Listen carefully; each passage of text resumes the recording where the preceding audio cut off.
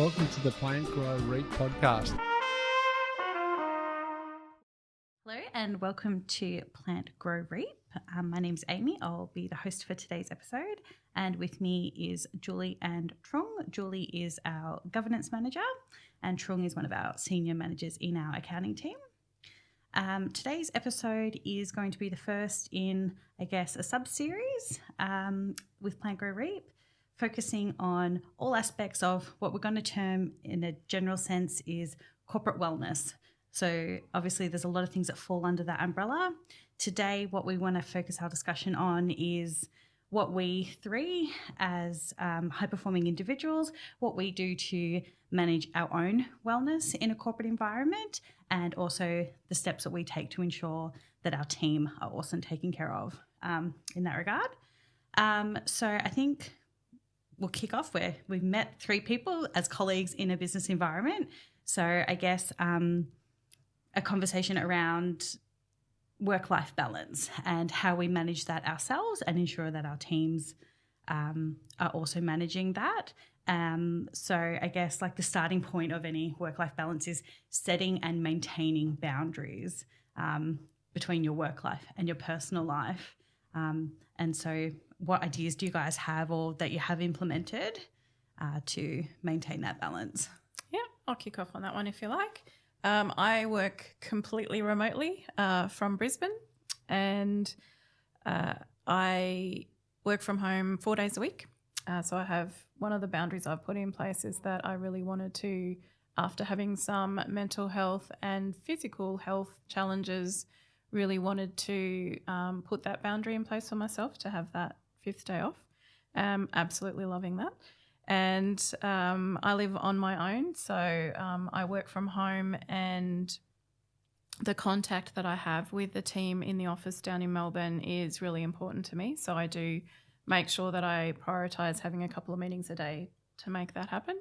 I have an office that I close the door on, and I'm very strict on my hours. And I was talking about this with someone recently, and the reason I do that is my last 3 roles were in very toxic cultures that expected lots of long hours and contact in personal time and all that sort of thing. So, and I burnt out. So for me, what I learnt from that is to put in place boundaries that I'm quite strict on. And being that I'm also very good friends with the owners of this business, we just spoke about that in another podcast.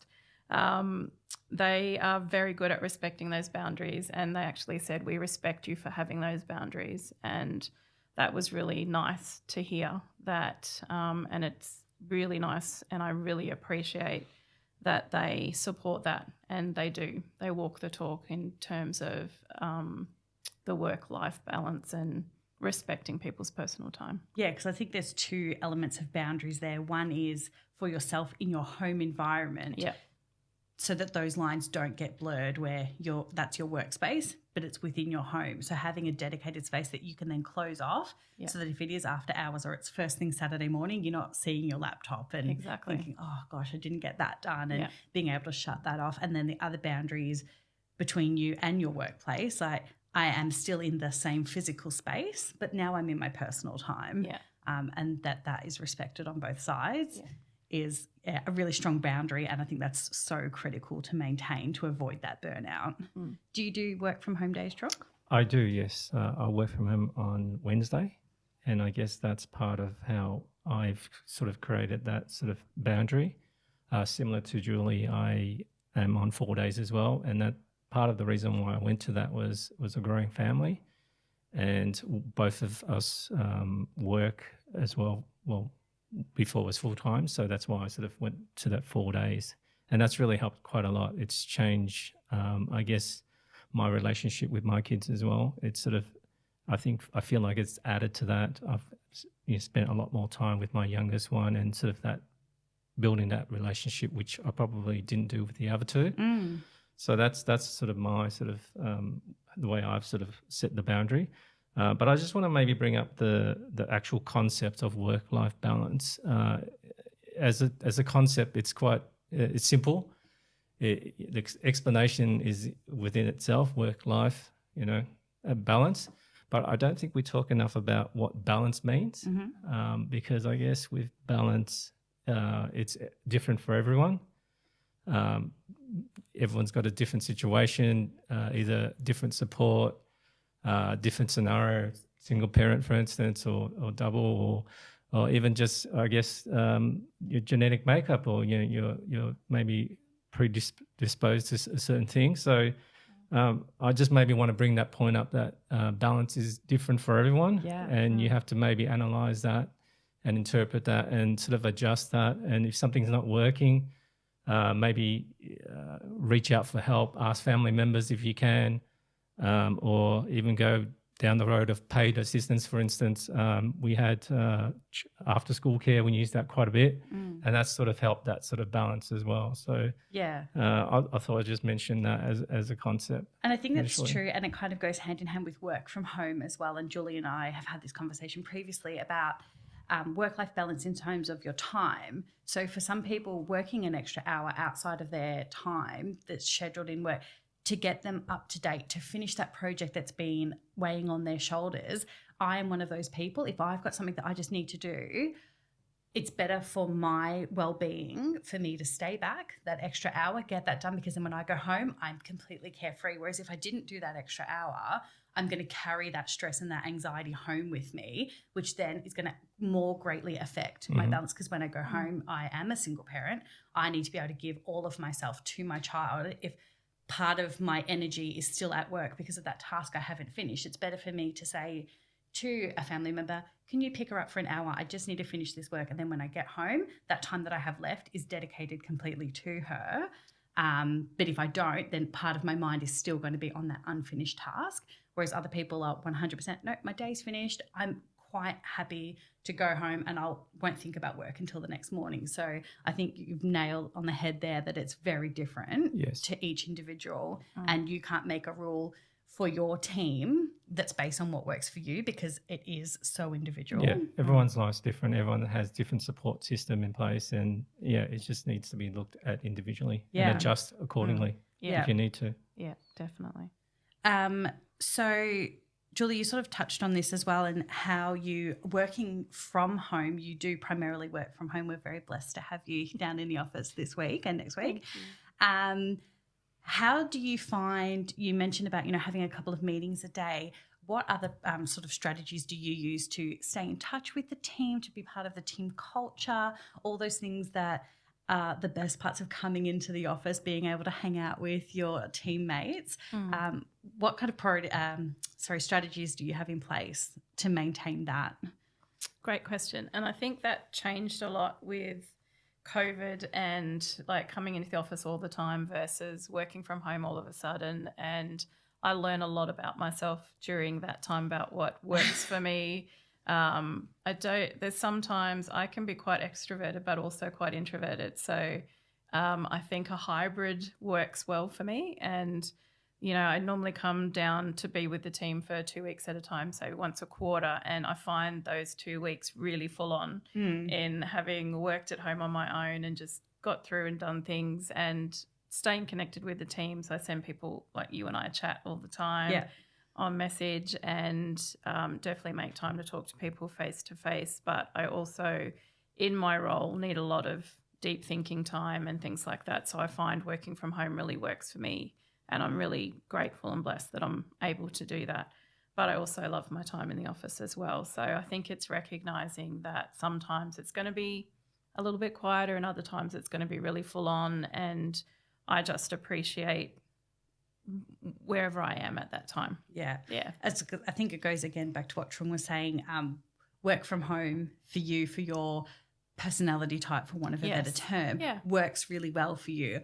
I am not that kind of person. I find working from home really isolating. Again, through COVID, we all had our own experiences of being forced to work from home. For me, that was a really unpleasant experience, and I was not well during that period. So for me, I find that's sort of my trigger to turn on and to turn off from work. When I am in the office, I am an employee. As soon as I drive out of the car park at the end of the day, I'm now a mum. I'm now Amy. I'm a friend, a daughter, a sister, a mother. I'm not an employee anymore. How do you think that fits in with yourself, and what have you observed among the team? Yeah, so I think I found it interesting that with COVID, it's brought on the fact that we can all work from home effectively.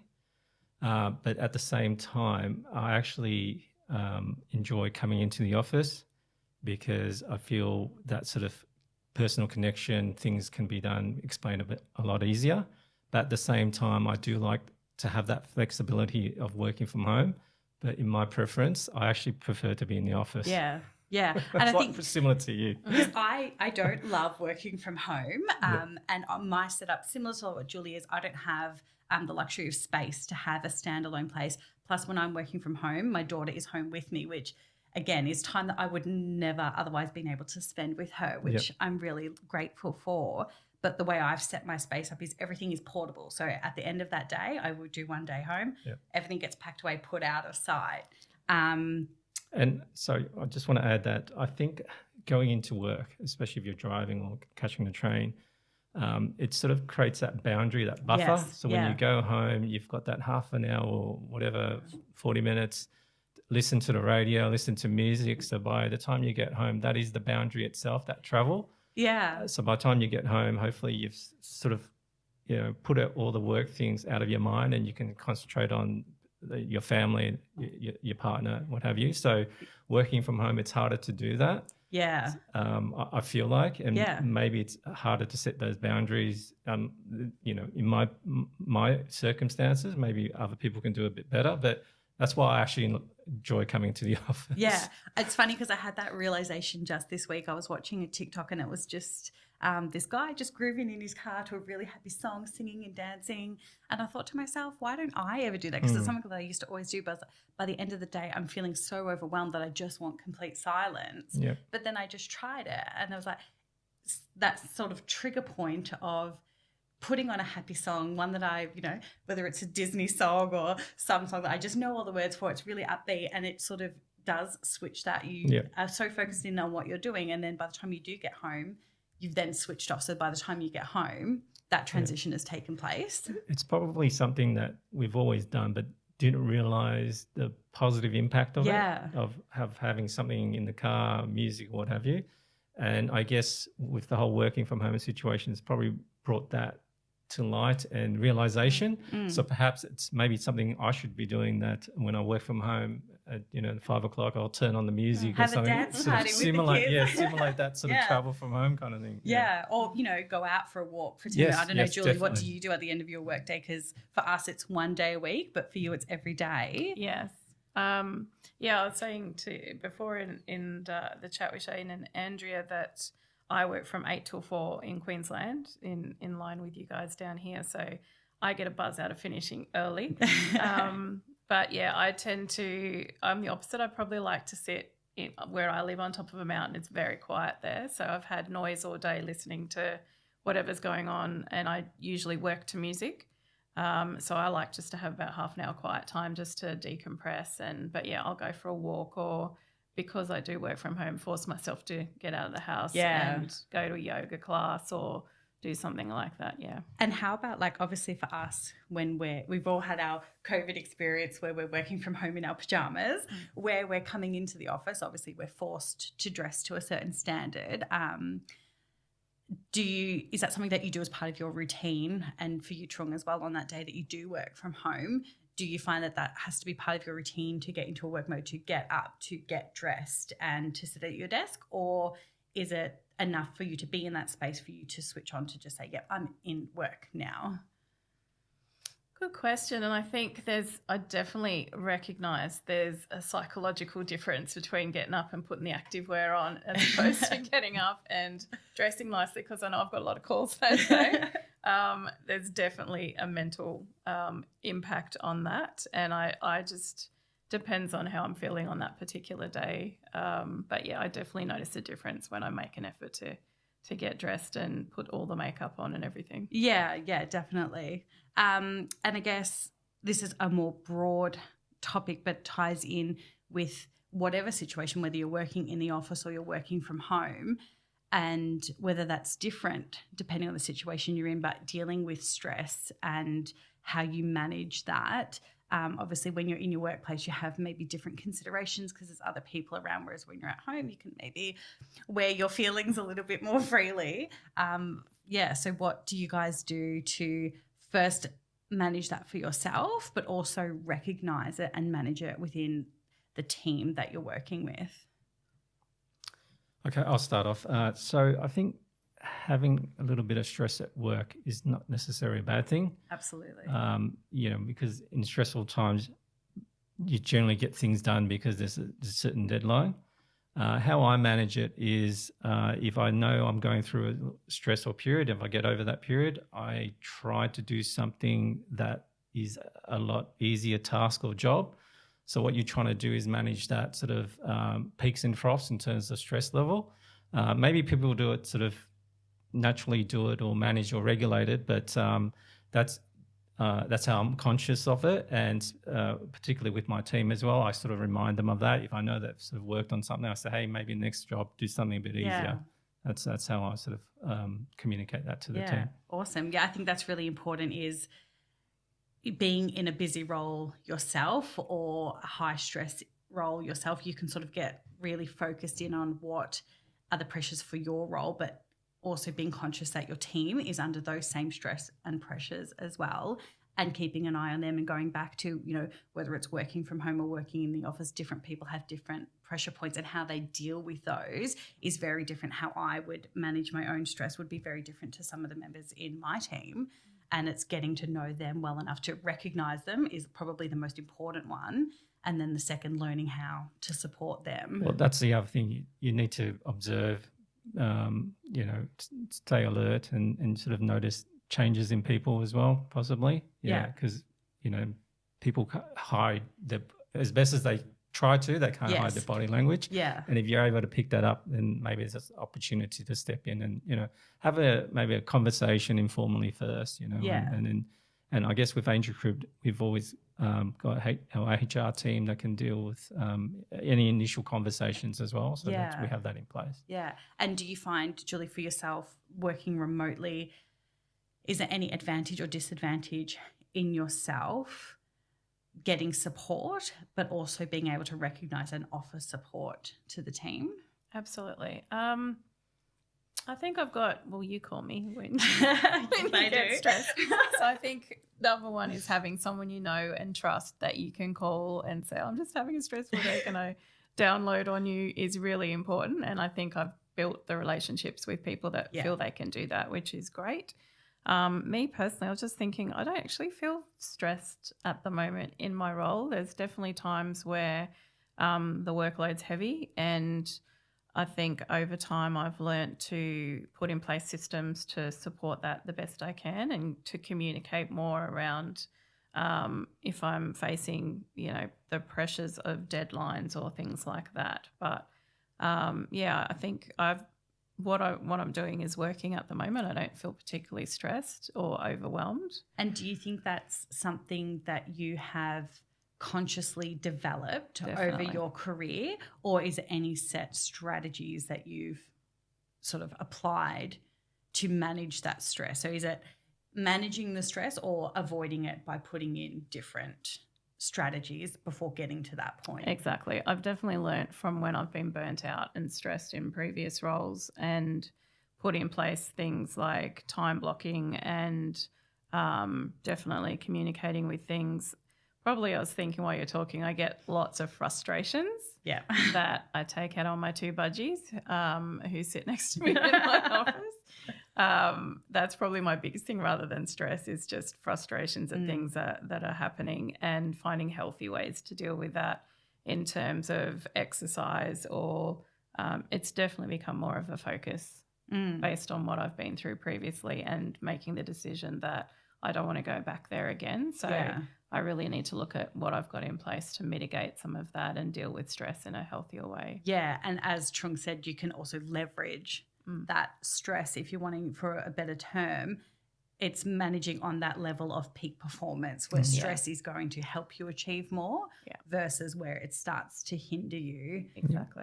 But that's where you need that sort of to manage that peaks and troughs, because if you are always on that peak stress, then that's where the burnout occurs. Yeah. Yeah. So that's why I sort of meant, talk about regulating it and making sure you go through that ups and downs. Yeah, I think that's a really good point to not.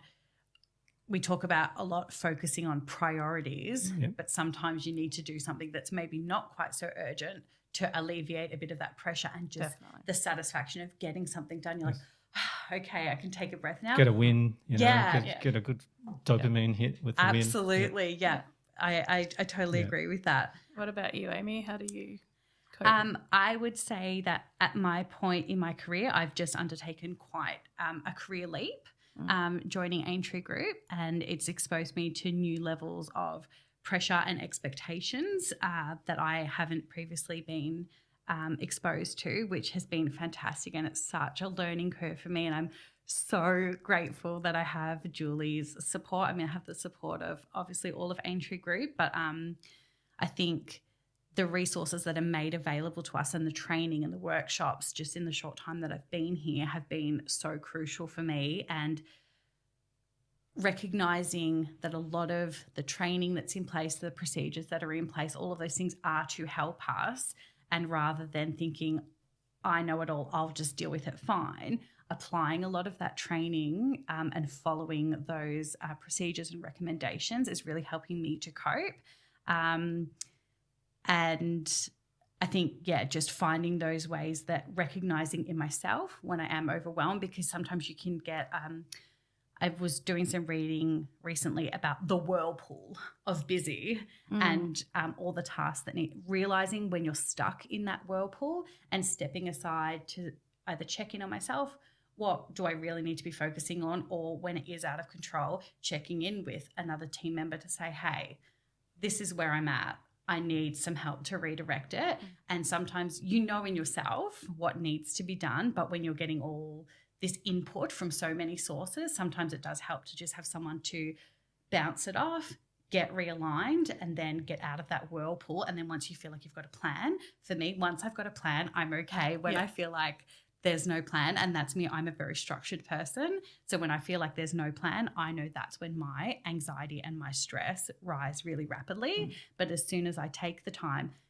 you always feel like when you're under a lot of pressure, I don't have time to do it, but stopping to take that half hour to get organised immediately is like a massive stress relief for me to feel in control. Yeah, so I guess like another part of that is once we learn these strategies for ourselves is then imparting that knowledge to our team as well.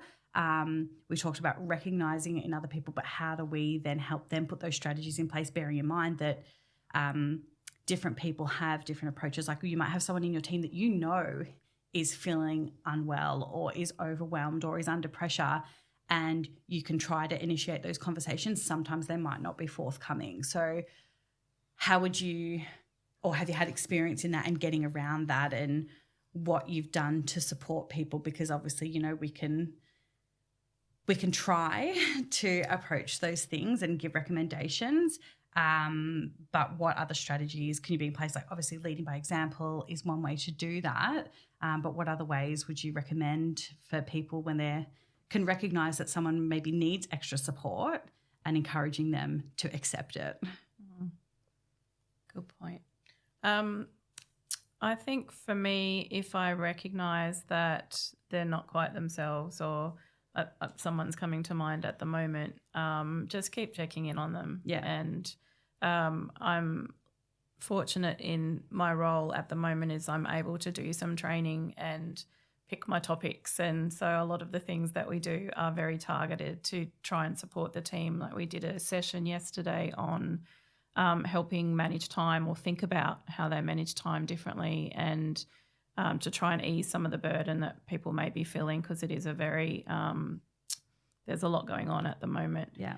So, just keeping an eye on them and checking in on them and asking what they need. I think sometimes we can fall into the trap of assuming that we know what they need. Yeah, I certainly do, and offer advice where it's not necessarily wanted. So I'm learning to ask them what they need, whether it's just someone to sit with them or whether they want to talk about it or not talk about it, but just I think being aware that something's going on and letting them know that you're there for when they're ready, and just reminding people that we do have the employee assistance program as an additional professional service if people need that, but definitely letting them lead the way rather than Yeah. Correct. Because I think there's a lot of people that a conversation I had recently with someone where I had recognised that person was not feeling well and checked in with them, what do you need? She said, I really appreciate it, but right now what I need is just to be left alone. Yeah. And I think that's such a critical thing, that there's a time for intervention and that there's also a time to give people the time and space that they need to maybe come to terms with it themselves, to get clarity for themselves, to be able to ask for help. They need to understand what that feeling or concern is. I think, So I would back that up as well, and to say that it requires just regular checkups, and also maybe discussing about some strategies, and then, like you said, give them time to work through it, test it, do things, see if it works, and then having that next checkup again. And then if things don't change, then maybe come up with some new strategy. So yeah, absolutely.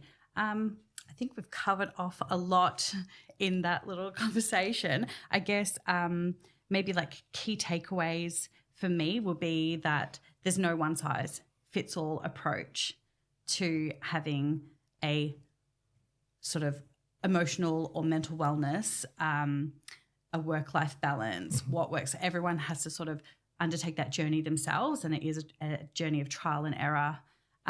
We all went through our own, I guess, COVID was a key catalyst for a lot of those things, and I think opened a lot of people's eyes to what was truly important to them and led to a lot of those changes and strategies being put in place and what people were willing to do or to go through and what they were also willing to set a boundary around. Yeah, for sure. I think the only thing I'd like to say is just don't be so hard on yourself. I think there's times where I see in the workplace people are so hard on themselves. The expectations are coming from within, not from without, in terms of like people working when they're sick and things like that. That's not coming from the organisation. In fact, they've gone the other way and said, we don't want you to work if you're sick. Don't work from home if you're sick. Correct. So I think part of it is that personal accountability you were talking about, in just, don't be so hard on yourself and reach out for help. Yeah. Talk to someone about it. Yeah. Yes, exactly. That's a good point. In that, I think also we need to, and sort of, I should probably be doing this better, but reminding people that whatever situation they're in, it can be solved. Yes. There's always another day. Yes. So, if we sort of communicate that and practice that ourselves, that sort of promotes that whole work-life balance, I think. Yeah, I agree. As leaders in an environment, it's up to us to not only demonstrate those healthy coping mechanisms, but reiterating that the number one important thing is everyone's wellness and safety. And there's no work problem that can't be solved, that can't necessarily wait until the next day or until the right person's available to help. That the number one most important thing is that everyone does feel safe and confident and are able to go home and enjoy their life, because that's what we're all here for. Is there anything you do after work that sort of let you unwind and, during your downtime that you want to discuss? Or? I don't have a lot of that time, but as I said, like that's probably a thing that I consciously do. The drive home is absolutely my switch. As I said, like I had gotten into the habit of driving home in dead silence, and I'm just thinking over everything that happened in the day and what still needed to be done and what can I do about that. Now I'm really conscious. The first thing I do when I get in my car is I put on a playlist. I don't let myself think about it. I don't let myself choose the playlist, because otherwise it might not set the correct tone. So I just have like a recently played of like happy summer songs or, a Disney playlist, and I just put that on because then that is part of my shift. And then I go home and then I'm in mum mode, and that is my happy place. And I think I have that blessing of to have a young child at home, and they're so infectious that it is such a thing to go home to have a silly game, have a dance party, do painting, have a swim, whatever it is we're going to be. Then by the time she's off to bed, I'm not thinking about work anymore. I feel like that's why possibly the rise in popularity of reality shows has risen, because people sort of use that as their downtime. They watch these sort of, I would say, quote unquote, dumb shows. gives you a chance to sort of unwind and not really concentrate on something, but have some kind of entertainment there. Yeah, it's so true. And like having my daughter is 5 years old, and some of the questions that she'll come home from daycare with blows my mind. The other day she said to me, "Oh, why don't Saturn's rings get sucked in from gravity?" And I was like, and we sat there and we looked it up and we researched it and we tried to work it out. I can tell you I was not thinking about launchment programs by the end of that night. So yeah, I think that's the thing, is everyone just has to find in themselves what works to cope with stress, what works with them, their work environment to give them the greatest sense of well-being, and then making sure that you have that transition between work from home so that you do have that balance, that you have that downtime, and that you're able to recharge. And that's where, like you said, you can be kind to yourself and say, okay, I know what I'm doing. It's not something that's furthering my knowledge or what have you, but just accept it, be kind to yourself. Say, I'm doing this because I want to unwind. So yes. And recognizing that. Absolutely. Yeah. I agree. Thank you so much both for your input today, and thank you to our listeners for tuning in, and hopefully everyone can gain something from that and maybe some new ideas that they can implement in their own day-to-day lives. Podcast.